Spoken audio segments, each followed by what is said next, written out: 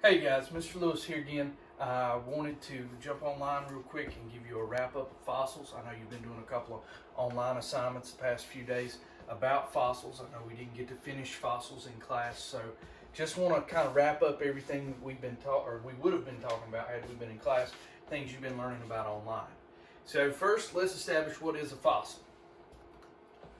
So fossils are the remains, imprints, or traces of prehistoric organisms.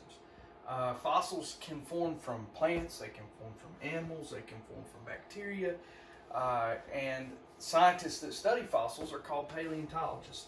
They learn lots about how the organisms existed by studying these fossils, and they also get a good idea of what they look like. Not everything that dies becomes a fossil. There are some pretty unusual circumstances that need to occur for a fossil to form. And why is that? Well, most of the time when something dies, the remains will disappear too quickly to become a fossil. You've got scavengers that will scatter or eat the remains, or you've also got environmental conditions that will scatter the remains or speed up the decomposition process. And then of course you've got your decomposers, your fungi and your bacteria that invade the remains, and then they start the decomposition process, and the remains will slowly disappear, and therefore they can't become a fossil. Now, there are things that do become fossils if it meets the right conditions. So in order for a fossil to form, the remains need to be protected pretty quickly from the environmental conditions and from scavengers, predators looking to eat the remains. One of the best ways to protect the remains is for them to become really quickly covered in sediment, and one of the best places for this to happen is in a body of water, like at the bottom of a lake, in a sea, or an ocean, where the organism would sink to the bottom and then pretty quickly be covered with sediment, and then that leads to some of the easiest and best ways for fossils to form. And that's why a whole lot of the fossils we do find are of sea creatures or water living creatures. The best chance for a fossil to form is if the organism had hard parts, things like bones, teeth, claws, shells, exoskeletons. Those things are what most fossils form from. And that leads us right into the different types of fossils. The first type of fossil we talked about were petrified fossils. Petrified fossils are essentially when the organic remains have literally changed to stone. You can see here in the picture is a fossilized trilobite, and so that at some point trilobite became, which was a sea-going creature, sea-dwelling creature, got covered in sediment at the bottom of the ocean, and over time, as that sediment at the bottom of the ocean or the sea became sedimentary rock, when the sea dried up, the organic remains were slowly replaced with minerals that seep down through the rock in the groundwater. And this cool looking picture here is petrified wood. Same thing happens. The tree falls, gets buried, gets covered up in sediment, one way or another. Maybe it fell into a lake, whatever. And then over time, many thousands of years, the groundwater seeping in through the pores in the tree, carrying minerals with it, and it slowly replaces the organic material with minerals, and it literally turns it to stone. So petrified fossils form with the organic material when the organic material is buried by sediment, and then over time mineral-rich groundwater will penetrate into its pores and deposit those minerals in there. It essentially turns what was once living material into stone, and it is also known as a pre-mineralized fossil. So I will make all this available to you in Google Classroom or on Canvas. If you guys want to continue to work on your notebooks and jot these bullet points down in your fossil notes, that'd be a great idea. So the next type of fossil we talked about was a carbonized fossil. Miss Jones had some real great examples of carbonized fossils that we passed around the room. And essentially it's a carbon film imprint left behind of the organism. We had a really cool little fish one that we passed around that everybody was looking at, and here's a great one of a leaf. So a carbonized fossil is when the organism dies, it gets covered in sediment or mud, clay, whatever, and over time as that mud and clay hardens, it squeezes all the remains away, and it leaves behind nothing but a carbon film of what the organism looked like. It's almost like a prehistoric photograph. The next fossil type we talked about, and these are some of my favorites, are the mold fossils. Mold fossils form when the organism dies, gets buried in sediment, then that sediment hardens. Over time it cements and forms sedimentary rock, and then as that hardening process is occurring, the organism is decaying and breaking down, and then the remains of the organism completely disappear from within the rock, and what's left behind in the rock is a void or a cavity in the shape of the organism. And you can see here's a nautilus, the mold of a nautilus shell, and here's the mold of a trilobite. So, like I said, mold fossils form when the remains of the organism are buried by sediment. As that sediment turns into rock, the remains will decay and disappear, leaving a void in the form of the organism. The mold fossil is the cavity that the next fossil type we're going to talk about forms in, and that's, of course, a cast fossil. So cast fossils, and I tried to find something similar to what the mold fossils look like. This is a cast fossil of a nautilus that would have formed inside of a mold fossil, like we looked at on the last one, of that same nautilus creature. And it's when mud or sand penetrate into the mold fossil, and then they harden, and it forms a rock in the shape of the creature, right?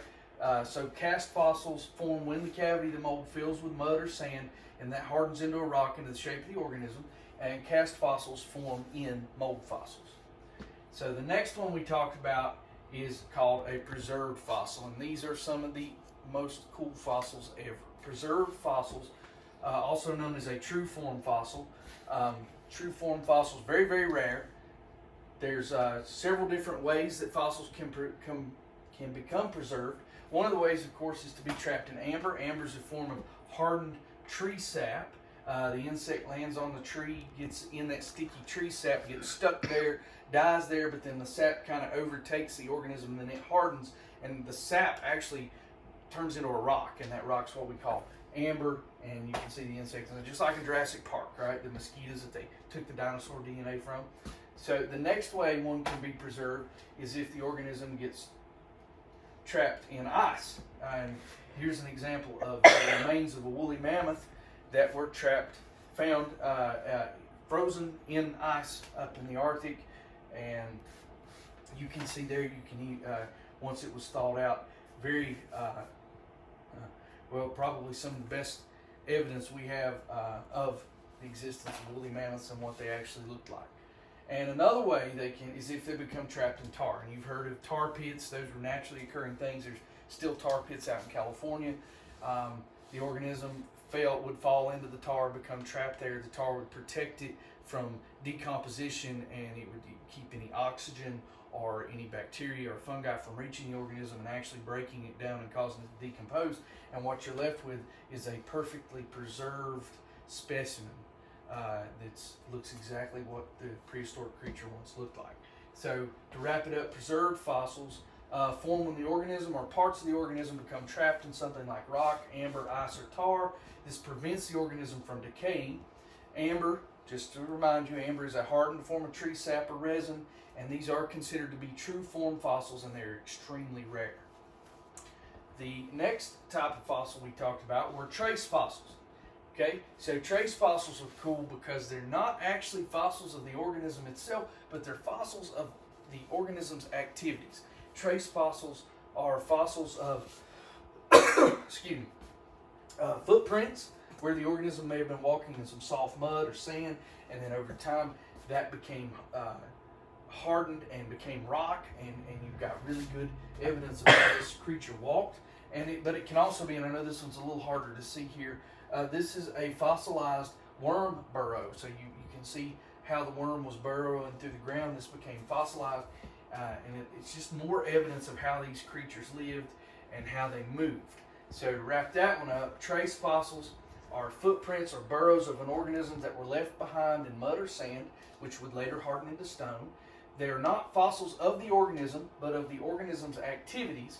They include trails and burrows of organisms left behind by things such as worms. Excuse me. So we got two more fossil types to talk about. One I've already spoken about. You probably learned about it when we were talking about relative age dating, if you're not in my classes. Index fossils. So what was cool about an index fossil is an index fossil can be any fossil type. It can be a preserved fossil, it can be a mold fossil or a cast fossil, whatever. It's not necessarily the type of fossil it is, but how it's used. So an index fossil is any fossil that can be used to help scientists estimate the age of a rock layer.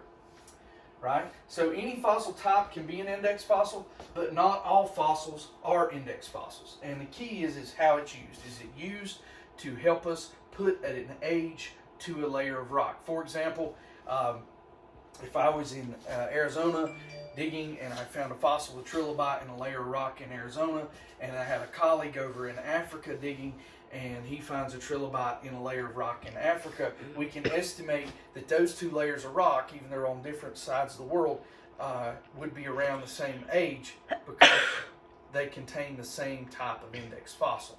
All right, so index fossils, like I said, any fossil type can be considered an index fossil, but not all fossils are index fossils. It all depends on how you're going to use them. There are 4 criteria we look at that determine whether or not the fossil is going to be an index fossil. Number 1, the organism must have lived during only a short span of Earth's history. Now, granted, a short span of time is not necessarily what we consider a short span of time. Human beings base everything off of their lifespan, which when you're looking at geologic time, that's not a very large number of years. So even a short span of time on the geologic time scale could be a couple 100,000 years. The number 2, many fossils of the organism must be found in rock layers. It must have been plentiful. You've got to find a lot of them. Number 3, the fossil must be found over a large part of the earth. That's why a whole lot of index fossils are of sea creatures, because most of the planet has been covered by ocean forever. And so anything that lives in the ocean lived over a large part of the earth and usually makes good index fossils. And the organism must be unique, which means easy to identify. So when you find one in a rock layer, you'll know what you've got. All right, so the last type of fossil we want to talk about is a transitional fossil.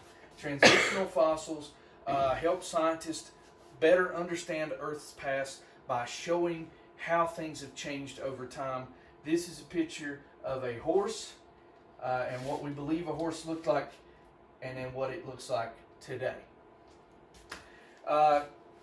Transitional fossils, like I said, they help scientists better understand Earth's past by showing how species have changed over time. Any fossil that shows evidence of evolutionary links or changes between groups of organisms is considered to be a transitional fossil.